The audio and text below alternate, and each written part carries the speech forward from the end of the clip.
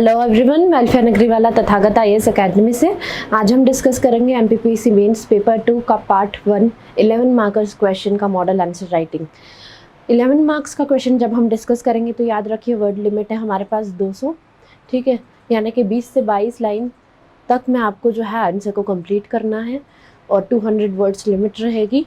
तो उस तरीके से जो है मैंने आपको क्वेश्चन जो है यूनिट 1 से जो है डिज़ाइन किया है। तो चलिए हम देखते हैं यहाँ पर क्वेश्चन क्या दिया है। देखिए, कैरेक्टरिस्टिक्स ऑफ इंडियन कॉन्स्टिट्यूशन, भारतीय संविधान की क्या क्या मुख्य विशेषताएं हैं, ये आज हम डिस्कस करेंगे, ठीक है। तो चलिए हम चलते हैं डायरेक्टली आंसर की तरफ।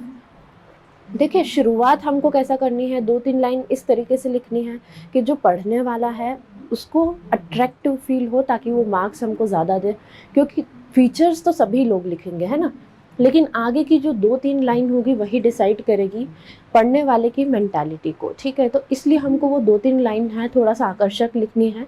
जैसे कि यहाँ पर आप देख सकते हैं शुरुआत हमने कैसे की है कि जो हमारे कॉन्स्टिट्यूशन मेकर्स थे, जब उन्होंने कॉन्स्टिट्यूशन बनाने की प्रक्रिया शुरू की तब उन्होंने कोशिश की कि कॉन्स्टिट्यूशन को इस तरीके से इलेबोरेटली बनाया जाए, डिटेल्ड वे में बनाया जाए कि सभी चीज़ एक ही जगह पे आ जाए, ताकि गवर्नेंस में आगे चलकर कोई प्रॉब्लम ना आए, एक गुड डेमोक्रेसी जो है एस्टेब्लिश हो सके। 26 नवंबर 1949 को हमने देखा कॉन्स्टिट्यूशन जो है वो किस तरीके से इनेक्ट किया गया, और 26 जनवरी 1950 को जो है कॉन्स्टिट्यूशन क्या हुआ, एनफोर्स हुआ।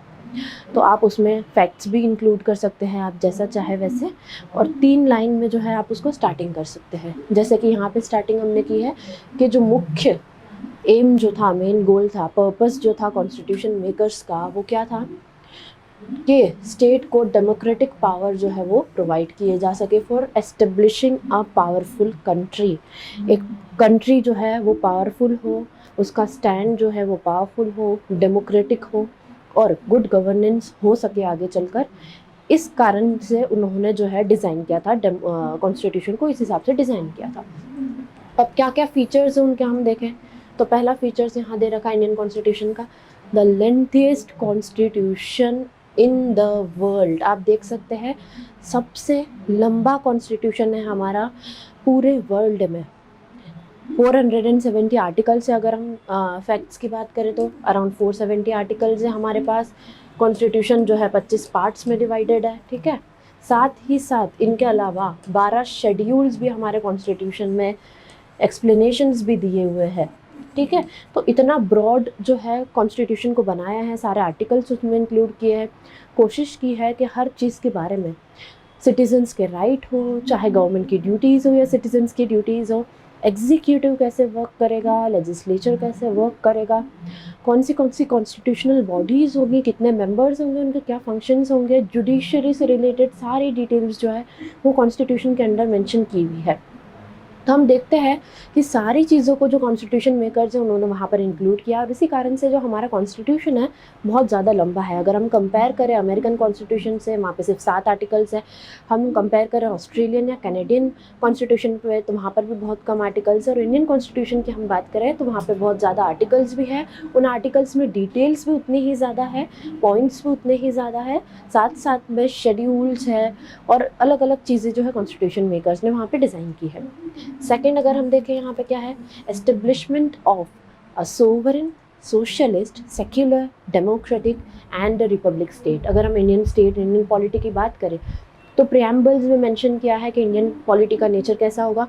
पहला, सोवरेन नेचर होगा, यानी हम किसी भी फॉरेन अथॉरिटी पर, फॉरेन स्टेट पर डिपेंडेंट नहीं है, हम खुद में ही सक्षम हैं और हम किसी के भी अंडर में काम नहीं करेंगे, हम किसी पर भी डिपेंडेंट नहीं रहेंगे। दूसरा, हमारा सोशलिस्ट नेशन है। कैसा है हमारे यहाँ सोशलिज्म, डेमोक्रेटिक सोशलिज्म है, ठीक है। A mixture of private and public, बहुत ही बैलेंस्ड वे में प्राइवेट और पब्लिक दोनों का मिक्सचर हमारे यहाँ पर है। हर चीज़ में, बिजनेस हो, पॉलिसीज़ हो, हर जगह पर, हर सेक्टर में हमको देखने को मिलता है। तीसरा, सेक्युलरिज्म, यानी कि स्टेट का और रिलीजन के बीच में जो डिफरेंस है, जो एक बॉर्डर लाइन सेट की गई है, ना ही स्टेट इंटरफेयर करेगा रिलीजन में किसी भी तरीके से, और ना ही वो किसी भी रिलीजन को कोई ज़्यादा तरीके से, कोई बायस्ड वे में कुछ चीज़ें प्रोवाइड करेगा। इक्वल रिस्पेक्ट देगा हर रिलीजन को और इक्वल प्रोटेक्शन देगा। ये हमारा इंडियन सेक्युलरिज्म है, उसका कॉन्सेप्ट है। आप पुरानी वीडियो देख सकते हैं, उसमें मैंने सेक्युलरिज्म का जो है कॉन्सेप्ट बहुत ही अच्छे से समझाया है। 5 मार्कर्स वाला जो वीडियो है MPPC मेंस का, आप उसे देख सकते हैं। डेमोक्रेसी है हमारे यहाँ पर, a government of the people, for the people, by the people. साथ ही साथ में रिपब्लिक नेचर है हमारी पॉलिटिका, यानी कि जो हमारा हेड है, हमारे यहाँ का जो हेड है हमारे स्टेट का, वो क्या होगा, इलेक्ट होगा। ठीक है, तो ये हमारा रिपब्लिक नेचर है पॉलिटिका। तीसरा हम देखते हैं पार्लियामेंट्री फॉर्म ऑफ गवर्नमेंट। मैंने आपको समझाया था हमारे यहाँ पे प्रेसिडेंशियल नहीं है, पार्लियामेंट्री फॉर्म है गवर्नमेंट का।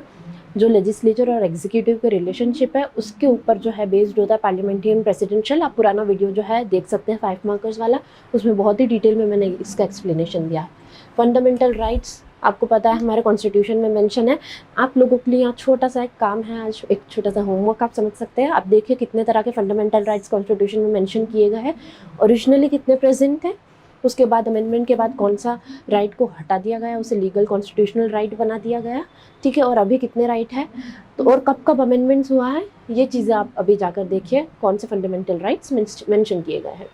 Directive principle of state policy, यानी कि कुछ नीति निर्देश है जो स्टेट को दिए जाते हैं, जब भी वो पॉलिसी बनाएंगे उसे एग्जीक्यूट करेंगे तो उसको ध्यान में, directive principles of state policy को ध्यान में रखते हुए उन्हें ये पॉलिसीज़ डिज़ाइन करनी है। ठीक है, उसके अलावा हम देखते हैं रिजिडिटी एंड फ्लेक्सिबिलिटी का मिक्सचर।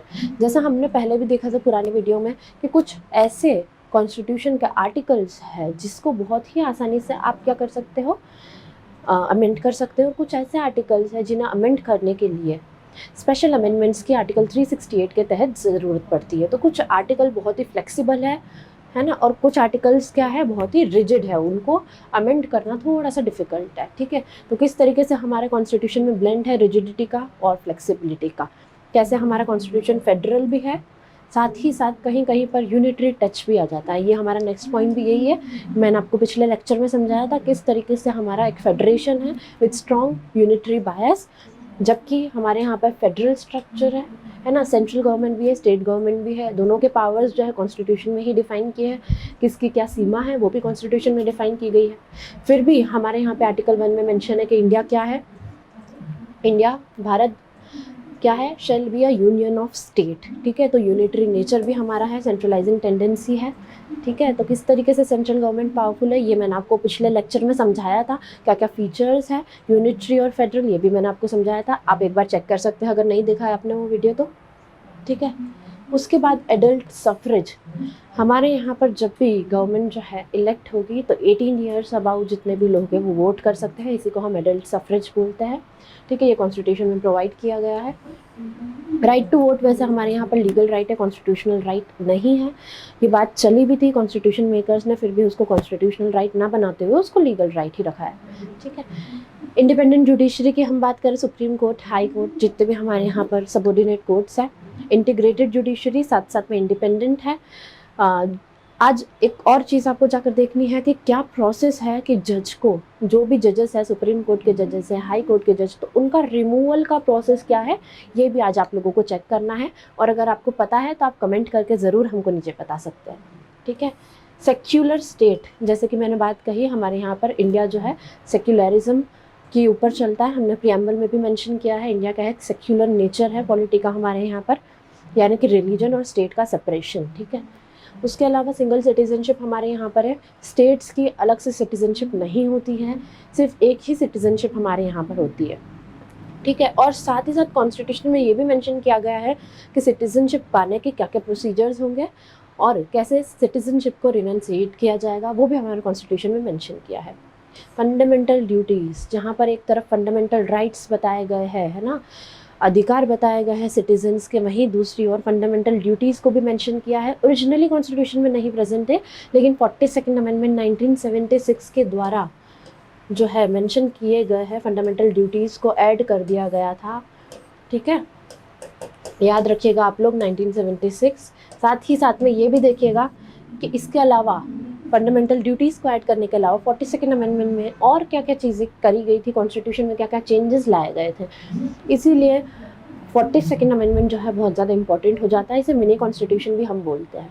तो बिल्कुल चेक कर लीजिएगा एग्जाम पॉइंट ऑफ व्यू से 42nd amendment and 44th amendment बहुत ज़्यादा ज़रूरी है। तो क्या चेंजेस लाए गए थे आप वो भी यहाँ पर देखिएगा।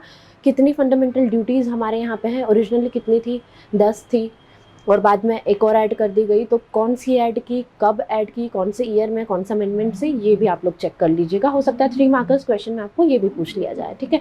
तो ये फीचर्स थे हमारे कॉन्स्टिट्यूशन की, जिसके कारण इंडियन कॉन्स्टिट्यूशन जो है, भले ही उन्होंने अपने फीचर्स को कहीं कहीं जगह से बोरो किया हो, जैसे लिबर्टी का कॉन्सेप्ट हो गया, जैसे इक्वालिटी या राइट टू इक्वालिटी का कॉन्सेप्ट हमने कहीं से लिया है ना, जैसे पार्लियामेंट्री फॉर्म ऑफ गवर्नमेंट का कॉन्सेप्ट हमने कहीं से लिया है। तो इसी तरीके से अलग अलग जगह से हमने अलग अलग नेशन से अलग अलग चीज़ों को बोरो किया है, फीचर्स को। लेकिन फिर भी हमारे यहाँ का कॉन्स्टिट्यूशन अपने आप में बहुत ज़्यादा स्पेशल हो जाता है।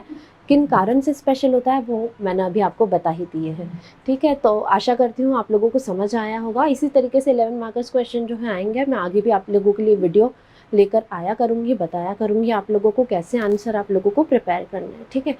तो हम मिलेंगे अपने अगले वीडियो में अगले टॉपिक के साथ। Till then take care.